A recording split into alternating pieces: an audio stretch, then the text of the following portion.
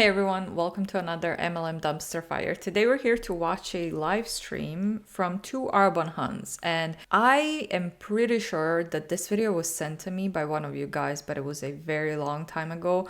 I downloaded it and then I just didn't get to reacting to it until now. So sorry about that delay. If you're still watching my channel, thank you so much for sending this. I really do appreciate your help. And when you guys send me content, it's very helpful. And yeah, I've not watched this, so I don't know what the hell they're gonna talk about, but we're just gonna get right into it. Before we do, don't forget to click the like and subscribe button if you'd like to support my channel. That's a nice way to do that. And as always, big shout out to my channel members. Thank you guys for being here. Also, if you notice, my teeth are a little bit yellow.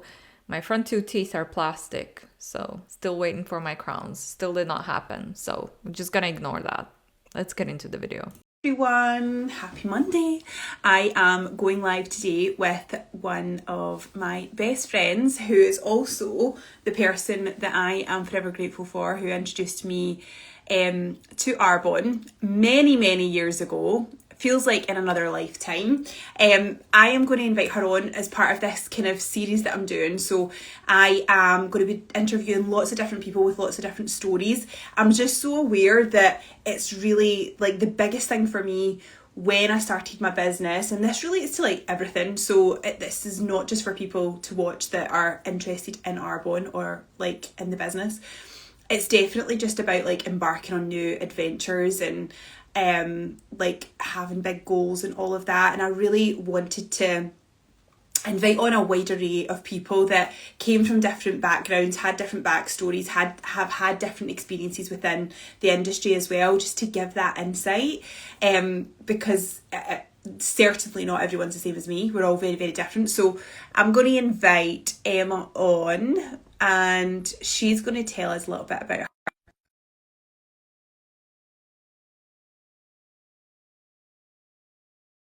It's going to be about 10 minutes or so.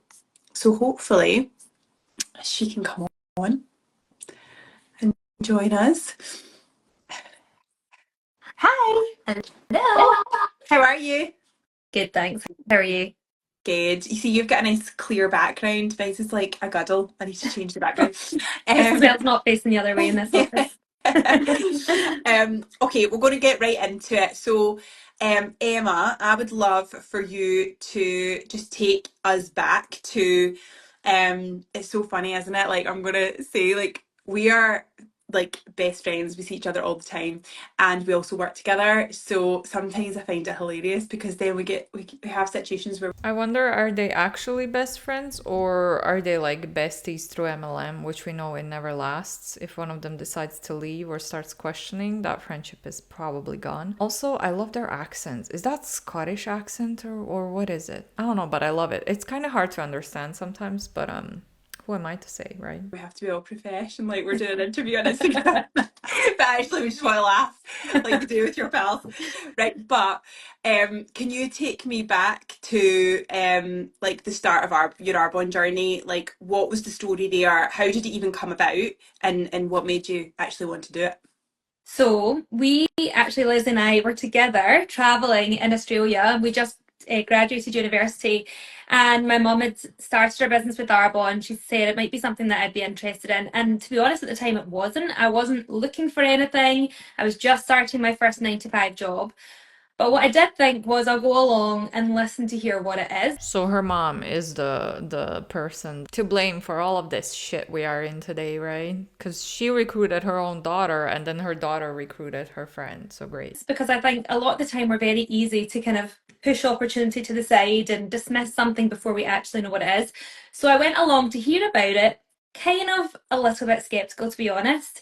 And what I heard was this is an opportunity that you can work alongside whatever else you're doing, which I thought that's great because I'm just starting in my first 9 to 5 job.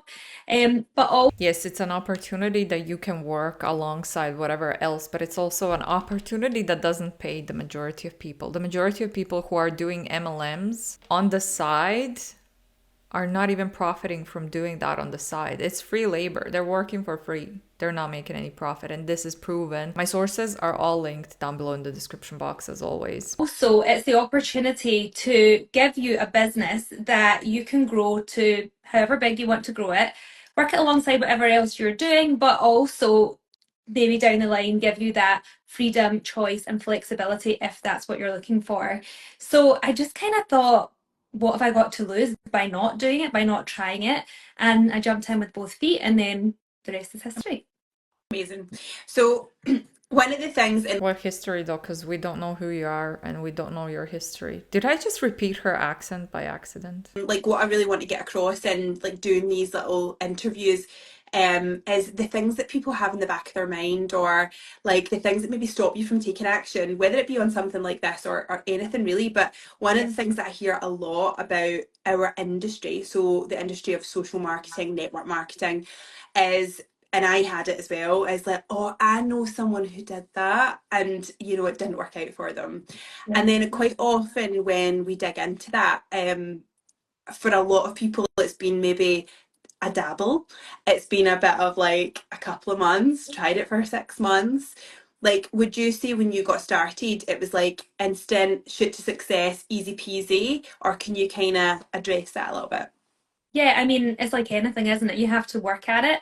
I think it's hilarious. Every year at the gym, we're now in February, could not get a parking space at the gym in January. Yeah. Now it's much easier to get a parking space. And the reason for that is because in January, everyone's going for their goals. Like they've got these fitness goals and they keep it up maybe for a couple of weeks. And then by February, the desire to do that, or not even the desire, the motivation to do that is worn off.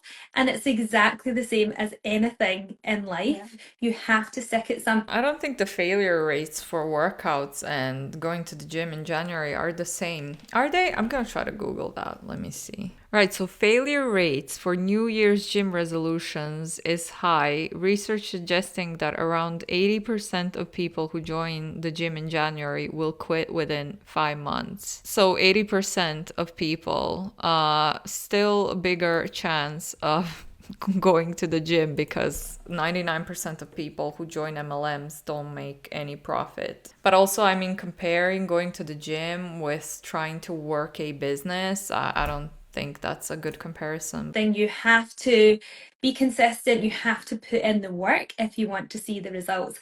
And this business is exactly the same. So for me, that's what I did. Like I jumped in, but I didn't really have the time for a hobby. Like I wanted to make this something that was going to change my life. And so I put the commitment in, I put the work in. And sometimes you don't see the results straight away.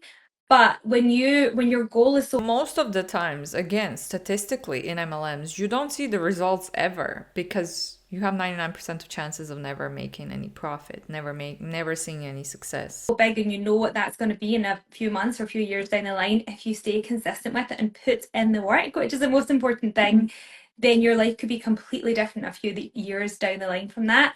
So yeah, it's like anything, you have to put the work in. And often when I hear stories like that as well, I just want to be like, but what did they actually do with it? Like, did they treat it like a business, or did they prioritize a lot of other things in front of it? Because for me, I prioritize this, and because of that, that's why I have the business I have today. Because if I'd always put it to the bottom of the list, if I hadn't actually worked it like a business, or if I'd worked it sometimes, then the outcome would definitely have been different.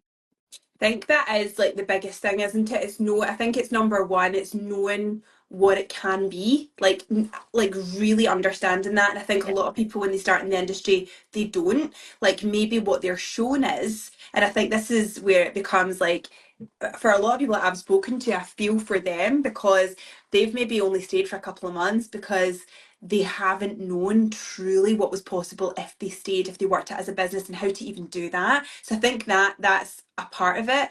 But how are they supposed to know what is possible? Because in this call that is about this business, this amazing opportunity, right? You yourself, well, we still have like 6 minutes left, but you yourself are not talking about how to make money in this business. All you said is if you're not successful, you're not taking it seriously. You're treating it as a hobby. And we've heard this shit so many times before from different reps, not these women, because I think this is my first time reacting to them. You did not mention an income disclosure statement, which is, by the way, linked to this in the description box below on my channel. because the income disclosure statement shows you how many people actually make profit in this MLM, in Arbonne in this case. You did not talk about anything that is helpful to people. You're just saying, or now she said, you just didn't stay for long enough to be successful. How is that helpful to anyone? You're not doing anything that you're saying here should be done. You're not helping people at all. Like, the fitness analogy is so true. Like, I'm doing a 90-day strength program at the moment, and the guy that does it, he sends me before and afters, and they're absolutely phenomenal. But of course, there's more people, actually the majority will not have a before and after like that, because they're not doing it every day. They've not done that program every day. They're not eating the way that it's prescribed. They're maybe just choosing to not work quite as intensely when they're at the workout. It's tiny things, and that's okay as well. That's actually okay. Like, you can take it at 60%, take it 70%, but you're an example of someone who has taken the program and you've utilized it to its full potential. And that, I think, is the real, like, joy with this business, is you can take it to whatever extent you want. But what you've created with it, Emma, and just to put everyone into perspective, like, your husband was able to leave work because of this business, and you've raised your kids, basically being stay-at-home parents for their whole entire life, which is a massive thing that you've been able to do. You've went on several trips every single year, from Vegas to Maui to Mexico to all the places, Dubai. Every single year you go on these trips with Arbonne.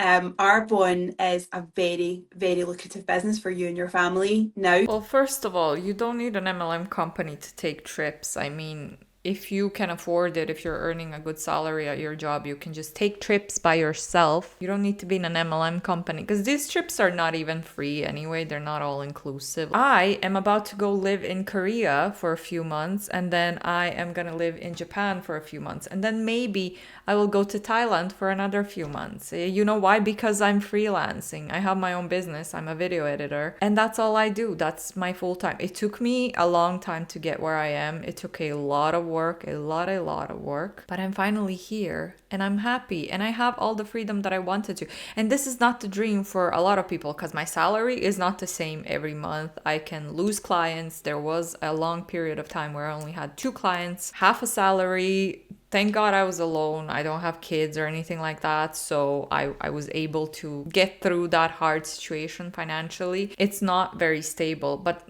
I mean, 9-to-5s are not always stable either. But MLMs are the most unstable of all of those. But anyway, what I'm trying to say is I have all the freedom in the world to work, travel, go live wherever the hell I want to live.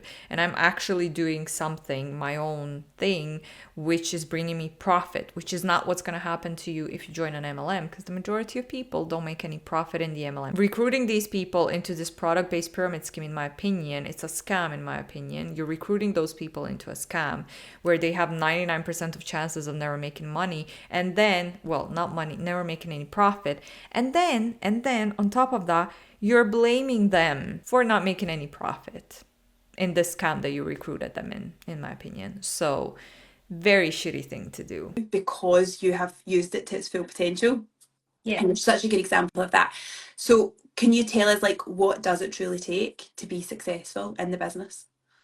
Yeah, I just think like when you were saying that analogy there, I was just thinking to myself, for me, I just think it's actually easier to put in 100% Yeah. than to put in 50%, because all you're doing is you're slowing down the process. So those people who were talking about that, we all have days where we go to the gym and we maybe don't give 100% or whatever. But if you're looking for the results in the long term, it's easier to give 100% because you'll just see the results quicker. So for me, that's kind of how I viewed it. I was like, So most people want to work for free. Most people don't want to be successful in this MLM that they're joining because they need extra money. Yeah, okay. if I go into this treating it like a business, and that does mean getting up early and doing the thing when you don't feel like it means going to bed late, it means sometimes missing out on TV shows that everyone's talking about because you're doing work instead. If you do all these things and treat it like a business from the start and do that consistently for a couple of years, Like that's just really what I did. And I didn't have, not everyone around me was supportive. I was very lucky that I have supportive friends and I have supportive family members most of the time, but not everyone in every situation was supportive. And so you have to drown out that noise as well, because I think sometimes when we do things like this, we have those people in the back of our head which are who are telling us, it's not going to work, or why are you doing that, why are you following that path? And if you listen to those voices, it's very easy to be taken off course. So I just decided to drown out that noise with people who had been successful in the industry, listen to them, get guidance from them, do the personal development myself, so that I was listening to Those people who are successful in this industry either joined early or they have a huge following on social media that they recruited into their Arbonne team, and that's why they're successful, because they have a big team underneath them. So you're supposed to listen to this top 1% or less people who had the circumstances that you don't have, but you're still supposed to listen to them and drown out all the noise from your family, friends, partners who are trying to help you and get you out of this scam, right? Wow, this is some brainwashing 101. success stories, and I knew what it took to be successful, rather than listening to the people who were telling me it wasn't going to work. Because if you take too much of this in, you're just going to start believing it. Whereas I was just like, I know this works, I've seen it works. I'm going to just study those people and learn how to do this for myself. And it is a lot of that. It's learning how to do things for yourself. It's falling flat on your face. It's not about what you believe. You can believe that you're going to be successful, but that doesn't change the fact that you have 99% of chances of not being successful in an MLM, Arbonne including. Your belief has nothing to do with the statistics and the odds. A lot of the time, but it's just keeping the end goal in mind and sticking with it and staying consistent. Yeah, exactly. Totally agree. Okay, so finally, just wrapping up, like I've kind of touched on this a bit for you already, but like from your perspective, what has this given you? Like, what are you so grateful for? Like, you've been building a business for what, 17 years now? Yeah. And it has been life changing. So can you share a little bit of that? Like you've applied the work, the effort, the long-term mindset. What are the fruits of that? So when I started, Well, there we have it. She has been in MLMs for 17 fucking years. So that tells you why she's successful, because she joined early. That's all there is to it. So whatever she says is bullshit, because again, she's that one person at the top 1% of Arbonne who was lucky enough, who had circumstances that the majority of people who are joining now don't have, because they did not join 17 years ago like this woman did. it's funny because I was 22 when I started, and I definitely remember thinking, oh, when my business is bigger, I'll be able to go for cocktails with the girls on a Wednesday and not have to think about asking for a boss for time off, and I'll be able to travel and not have to think about the cost of that and be able to stay in the nicer hotels. Like that's what it was all about. But as my life has changed over the years, I now have 3 children. It's become more about for me, like being able to be a stay-at-home mum, but also working a business alongside that. I think so often we get told you can do one or the other. You can be a stay-at-home mum or you can have a successful business. This allows you to do it all. And Nowadays, no. What are you talking about? This is not even an older video. I think this was this year, sometime this year. Who says this? Because if anything, nowadays women and people who are parents are encouraged to do stuff and to also like be parents and also have businesses of their own, have their own income and stuff, and be like strong, independent and whatnot. So what are you talking about? What? Do we live on the same planet? Do we live in the same decade? so grateful that my husband was able to leave his job when we had our children, and I worked my business when they were napping, and it meant that when we had the pop-in and plays at nursery and school, we can both be there, we can both be in the school runs, we can be at all the school shows. It's the things that I now sometimes I guess take for granted because that's just the life that we've created. But I see it's hard for people all the time, because when we get a random storm day like we did last week, it's not easy to just drop everything and be at home for your children. So it really has just allowed me to live life on my own terms, have the flexibility. And a lot of the time we focus on the financial rewards of things, being able to go on these trips and move house and live in your dream house or buy a property abroad or whatever, that the end goals that cost money, and that's important. But if you don't have the time to enjoy that in the way that you want to, then what's the point? So what this business has given me and what it's given so many other people is the financial reward, absolutely, but the time aspect where you get to enjoy your life and spend your time doing what you want to do 100%, which I don't think you could ask for anything more. Yeah, totally. I absolutely agree. Emma, thank you so much. We're going to wrap it up there, but thanks so much for your time. Thanks everyone for joining.